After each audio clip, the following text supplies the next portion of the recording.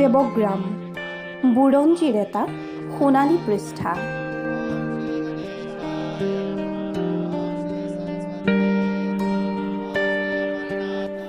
সেই পৃষ্ঠাতেই আছে দেৱগ্ৰামৰ বুকুত ৰাজেশ্বৰ সিংহই প্ৰতিষ্ঠা কৰা ঐতিহাসিক খ্যাতিসম্পন্ন শিৱদৌল।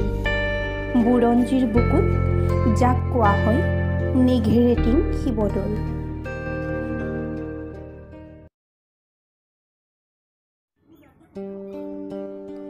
অসমৰ প্ৰাচীন হিন্দু দৌল দেৱালয়সমূহৰ ভিতৰত গোলাঘাট জিলাৰ নেঘেৰেটিং শিৱদৌল অন্যতম।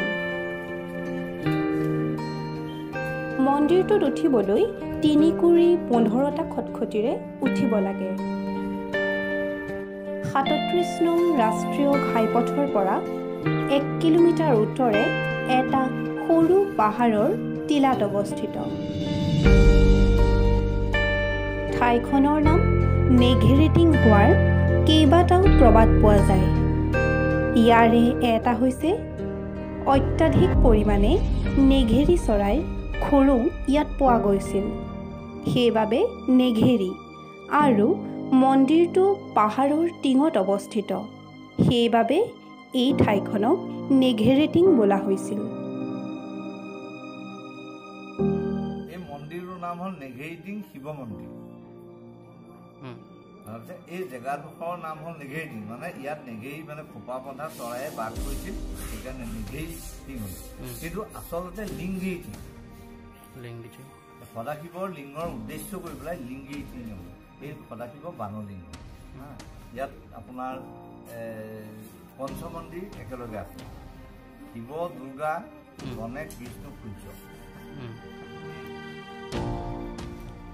মন্দিৰটো অষ্টম নৱম শতিকাত নিৰ্মাণ কৰিছিল যদিও প্ৰাকৃতিক দুৰ্যোগত মন্দিৰটো ভাগি গৈছিল। চন ১৬৮৭ত আহোম স্বৰ্গদেউ ৰাজেশ্বৰ সিংহই এই ঠাইত পুনৰ নিৰ্মাণ কৰাইছিল।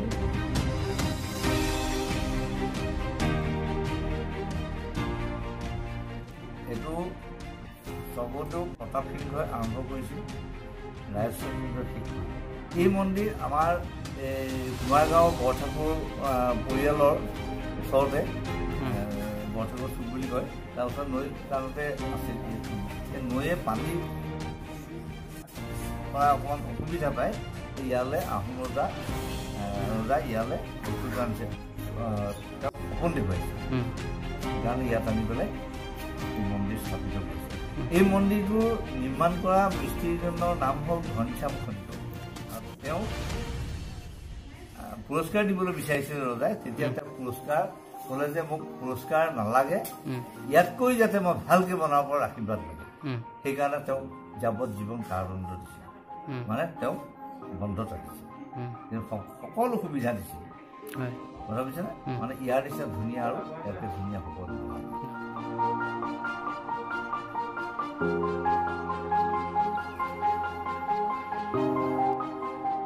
এটা সময়ত এই মন্দিৰত দেৱদাসী নৃত্য প্ৰচলন আছিল।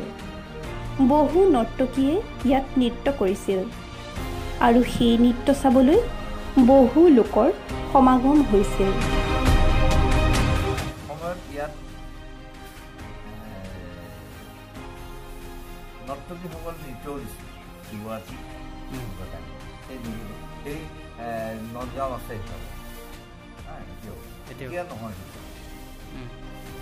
কুমাৰগাঁও আছে। আমাৰ অৰিজিনেল আমি কুমাৰগাঁৱৰ মানুহ, কুমাৰগাঁও আছে। কুমাৰ মানুহবিলাকে ইয়াত চৰু দিছিল। আমাক মানে ডেইলি চৰু আমি খাই ডেইলি পেলাওঁ, এনেকুৱা ধৰণে। তাত হাঁহ পানী আছে। এই হাঁহ পানী ইয়াত মানে ইয়াৰ হাঁহ কণী বৰা চাউলৰ আঠাৰে নিৰ্মাণ কৰা হৈছিল, চিমেণ্ট দিয়া নাছিল। হাঁহ পানী আছে, দা ধৰা আছে, এনেকুৱা ধৰণৰ।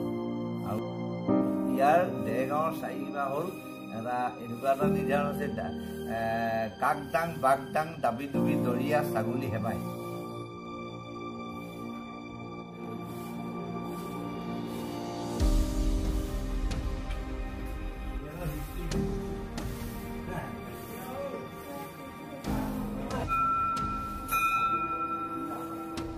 মন্দিৰটো আকৰ্ষণৰ অন্যতম কাৰণ হৈছে ইয়াত থকা হাজাৰ হাজাৰ বান্দৰ।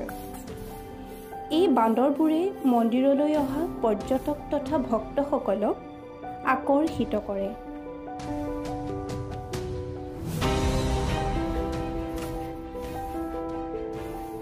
আৰু এই জেগাডোখৰ নাম হ'ল দেৱগ্ৰাম।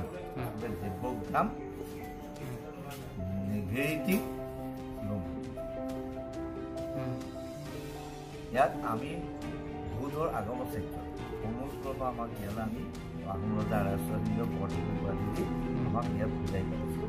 ক্ৰমান্বয়ে এনেকৈ আমি ক্ৰমে এনেকৈ আহি ইয়াত পূজা কৰিছোঁ।